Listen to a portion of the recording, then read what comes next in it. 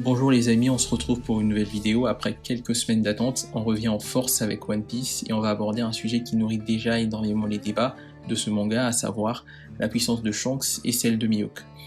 Vous savez à quel point la notion de force est parfois très difficile à mesurer dans un manga comme One Piece, car les affrontements directs ne reposent pas uniquement sur la puissance à l'état pur, mais aussi sur plein d'autres facteurs. Et de plus, la particularité de ces deux pirates, donc Shanks et Mihawk, est qu'on ne les a jamais vus se battre à pleine puissance. Donc pour ce top 3, on va plutôt se baser sur 3 critères qui selon moi vont nous permettre de bien définir la puissance d'un pirate dans One Piece, donc à savoir sa réputation, son fruit du démon ou sa maîtrise du haki, et son futur rôle dans le manga. Shanks dit le roux. Ancien membre de l'équipage de l'unique roi des pirates Goldie Rogers, Shanks était un matelot sur le bateau de Rogers où il va apprendre à se battre et il va même hériter du chapeau de paille de Rogers. Sûrement voyait-il en Shanks le potentiel d'un grand pirate. Quoi qu'il en soit, Shanks gravit assez vite les marches et malgré la perte de son bras lorsqu'il sauva Luffy de la noyade, il réussit avec une seule main et un équipage plus que charismatique à s'implanter dans le Nouveau Monde et à devenir l'un des 4 empereurs qui sont bien sûr les 4 pirates qui font la loi dans le Nouveau Monde de One Piece. De plus, Shanks est la personne qui, à lui tout seul, en une journée, a réussi à stopper Kaido et qui, quelques heures plus tard, a arrêté la grande guerre de Marineford. Donc sa simple présence dans un lieu fait régner le respect et parfois la peur de la part des autres pirates. Bref, Shanks est un pirate dont la renommée n'est plus à prouver. C'est vrai que l'on sait très peu de choses sur l'enfance de Mihawk, on ne sait pas vraiment ce qui le motive. Pourquoi est-il devenu pirate? Avait-il un équipage ou non? On sait juste que lors de l'exécution du roi des pirates 20 ans en arrière, il était présent, et qu'après ça, il a à plusieurs reprises affronté Shanks dans des combats que même Barbe Blanche décrivait comme étant légendaires, et il est important de rappeler que ces combats se finissaient souvent en match nul. Cela nous permet de comprendre que les deux pirates avaient la même puissance. Mais aussi, de par son titre de grand corsaire, Mihawk fait partie des pirates les plus célèbres de One Piece et même dans cette catégorie de pirates, il est placé au-dessus des autres. Il a une renommée que même notre roi céleste Doflamingo, alias le Joker, reconnaît lors de Marineford, où il n'avait qu'une hâte, c'est de voir Mihawk sortir sa lame. Cela prouve bien à quel point ce pirate est connu et respecté dans l'univers de One Piece. De plus, Mihawk fait partie des rares pirates à être connu sur East Blue, l'une des mers les plus faibles de One Piece, une mer où même les fruits du démon sont perçus comme étant une légende, une mer où beaucoup de grands pirates du monde de One Piece n'ont pas réussi à se faire connaître, mais Mihawk, lui, sa réputation, avait fait le tour de cette mer. Alors, sur base des éléments qu'on vient de voir, on voit très bien que les deux pirates ont une très grande renommée dans le monde de One Piece, mais on ne va pas se mentir, je pense tout de même que l'empereur Shanks dit le roux a une plus grosse renommée que Mihawk, car le simple fait de venir à Marineford et d'être capable de stopper la guerre à lui tout seul, avec son équipage, pour moi ça force le respect et ça mérite bien ce point en réputation. Alors, actuellement on ne sait pas tout sur Shanks, mais on peut déjà supposer qu'il y ait de fortes chances pour que toute sa puissance soit basée sur l'utilisation et la maîtrise du haki. Alors le haki, c'est cette force qui se manifeste dans One Piece sous 3 formes, donc observation, armement et haki des rois. Donc au vu des différentes apparitions de Shanks, on sait déjà qu'il maîtrise les 3 formes de haki. Donc déjà celui de l'observation, où dans le bateau de Barbe Blanche, il arrive à esquiver le projectile qui lui balance sans vraiment bouger d'un poil. Donc avait-on déjà assisté à un haki de l'observation qui permettrait de voir quelques secondes dans le futur? On le saura peut-être plus tard. Et donc ensuite le haki de l'armement, où on ne l'a jamais vraiment vu l'utiliser. Mais voilà, comme vous le savez, le haki de l'armement fait partie des bases dans le Nouveau Monde. Donc quasiment tout le monde sait l'utiliser. Donc bien sûr, la puissance du haki de l'armement varie selon son utilisateur. Donc forcément, celui de Shanks, un empereur, il sera beaucoup plus puissant que celui d'un personnage lambda.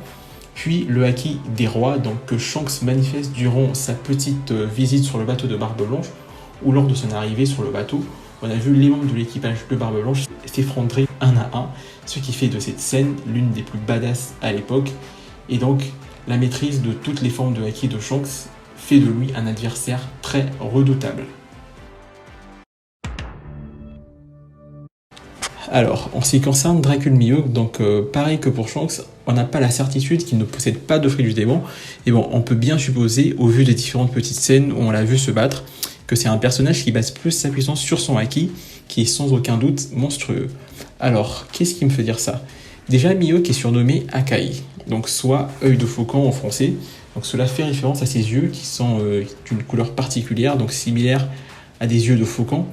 Et donc on connaît tous ou presque les faucons qui avec leurs yeux peuvent repérer leur proie sur des kilomètres. Donc cela semble être un clin d'œil au acquis de l'observation de Mihawk qui laisse penser qu'il serait capable de repérer des adversaires sur plusieurs kilomètres, ce qui peut être un avantage précieux dans le monde de One Piece. En ce qui concerne le haki de l'armement, alors selon moi, Mihawk possède le haki de l'armement le plus puissant du monde de One Piece, car c'est le seul personnage encore en vie dans One Piece qui a réussi à transformer son épée en lame noire, donc définitif, et on le sait actuellement grâce à l'arc de Wano. Il existe un haki de l'armement un peu plus développé qu'on appelle Ryo, donc seuls les épéistes maîtrisent, et donc avant Mihawk, le seul à avoir réussi à transformer sa lame en noir était le dieu des samouraïs appelé Ryuma, donc un personnage légendaire. Et même, pour moi, sa maîtrise du haki de l'armement pourrait expliquer pourquoi Mihawk est considéré à ce jour comme étant le meilleur épéiste du monde de One Piece.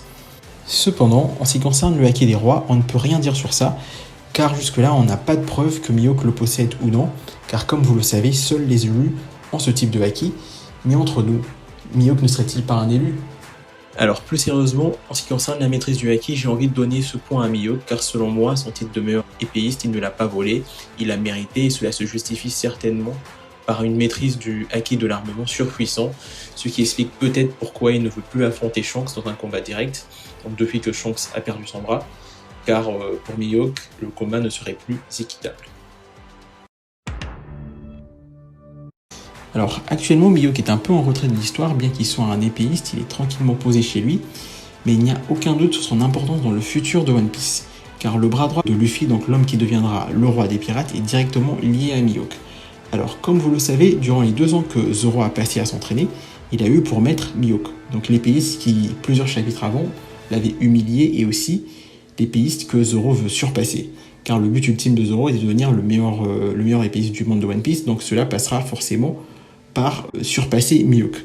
Donc étant donné que l'objectif de Luffy est de devenir le roi des pirates, il sera donc certainement amené à être aussi fort, voire plus fort que Rogers à son apogée. Je parle bien ici de Luffy.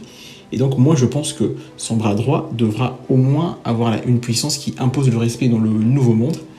D'où pour moi Mihawk doit être déterminant dans le futur, car plus on aura des informations de malade au sujet de sa puissance et de ses accomplissements, plus la légende de Zoro sera grande et sera au niveau d'un futur bras droit, du futur roi des pirates. Shanks dit le roux. Alors, en ce qui concerne le futur rôle de Shanks dans One Piece, il faut savoir que Shanks le roux est l'un des tout premiers pirates qu'on ait connu dans cette œuvre. Il a fait son apparition très tôt dans le manga et une vingtaine d'années plus tard, on ne connaît toujours pas sa puissance réelle. Shanks est le pirate qui a hérité du chapeau de paille de Rogers, de l'ancien roi des pirates, chapeau qu'il a ensuite transmis à son tour à Luffy. Donc il n'y a aucun doute sur le fait que Shanks va jouer un rôle majeur dans le futur de One Piece, car c'est un personnage qui, au-delà même de son statut de Yonko, entretient une relation particulière avec le Gorosei, qui est la plus haute instance du gouvernement mondial dans One Piece. Shanks est un pirate qui, selon moi, de par ses connaissances, fera certainement basculer l'histoire de One Piece dans un sens ou dans l'autre. Donc pour moi, il est clairement indispensable au dénouement final de One Piece, ce qui n'est peut-être pas le cas de Mihawk.